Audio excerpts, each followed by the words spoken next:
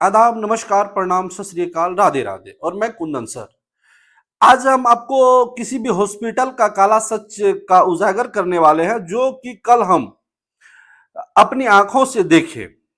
घटना की शुरुआत तो होती है कि अररिया जिला के पतराहा नढ़वा के एक मरीज जो डिलीवरी पेशेंट थी, उनको 22 फरवरी को नेपाल स्थित, विराटनगर स्थित गोल्डन अस्पताल में भर्ती कराया जाता है और वहां पे उनको आईसीयू में शिफ्ट किया जाता है। शिफ्ट करने के बाद जो है पेशेंट का सुचारू रूप से दवा जो है हॉस्पिटल प्रशासन के कहने के अनुसार दवा शुरू किया जाता है और उसके बाद जो है हॉस्पिटल प्रशासन की ओर से कहा जाता है कि पेशेंट को ब्लड की आवश्यकता है। तो परिजन की ओर से जो है ब्लड डोनेट करने वाले लोगों का व्यवस्था करके उनको जो है ब्लड दिया जाता है और उसी तरह से रात से जो है दवा चलते रहता है।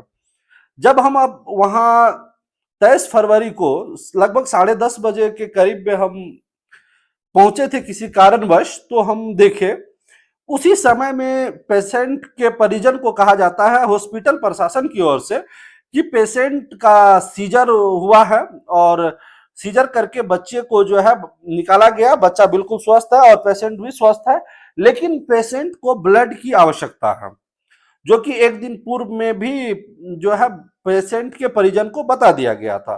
तो परिजन की ओर से ब्लड डोनेट करने वाले लोगों को वहां ले जाया गया था और परिजन अपना जो पैसा था वो पैसा भी हॉस्पिटल के काउंटर पे जमा करा चुके थे। लेकिन जब ब्लड डोनेट करने की बात होती है तो हॉस्पिटल में जो इनका परिजन जाते हैं उनमें एक महिला होती है, वो बिल्कुल तेज तरार महिला थी, एकदम बातों को समझने वाली थी। तो उनका एक प्रश्न होता है कि ठीक है, हम ब्लड डोनेट करवाएंगे, लेकिन जब हम पेशेंट को जिस समय से एडमिट किए हैं उस समय से हम पेशेंट को देख नहीं पाए हैं।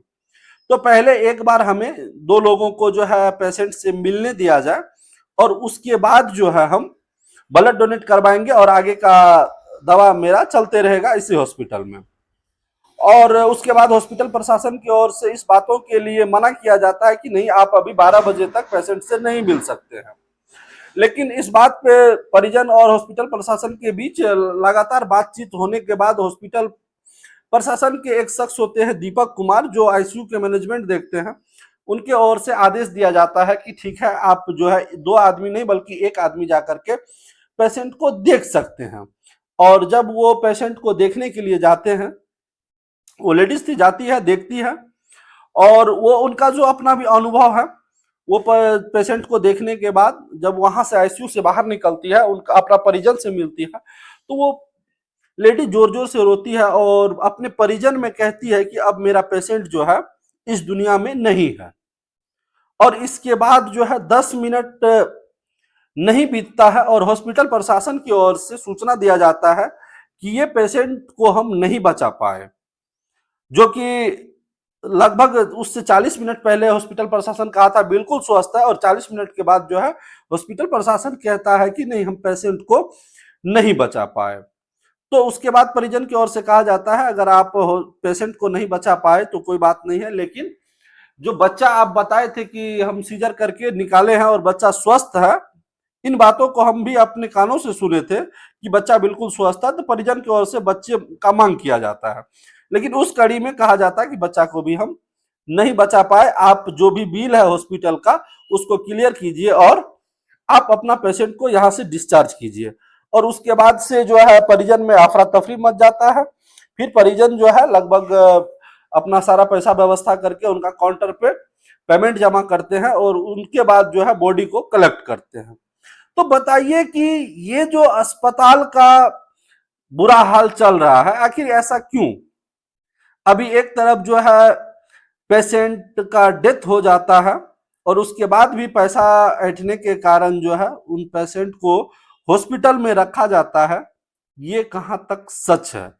और ये मेरे पूरी घटना मेरे आंख के सामने घटी है। कल 10:30 बजे से जब तक पेशेंट को डिस्चार्ज किया गया तब तक ये घटना मेरे सामने में घटी है। तो इस पूरी विषय को देखने के बाद आप विराटनगर स्थित गोल्डन हॉस्पिटल के बारे में क्या सोचते हैं, क्या समझते हैं, आप क्या विचार रखते हैं, कमेंट के माध्यम से जरूर बताइएगा। और इसके बाद आप उस हॉस्पिटल का क्या भविष्य देखते हैं, एक बार आप वीडियो में कमेंट करके बताइएगा। और वीडियो अच्छा लगा हो तो शेयर जरूर कीजिएगा।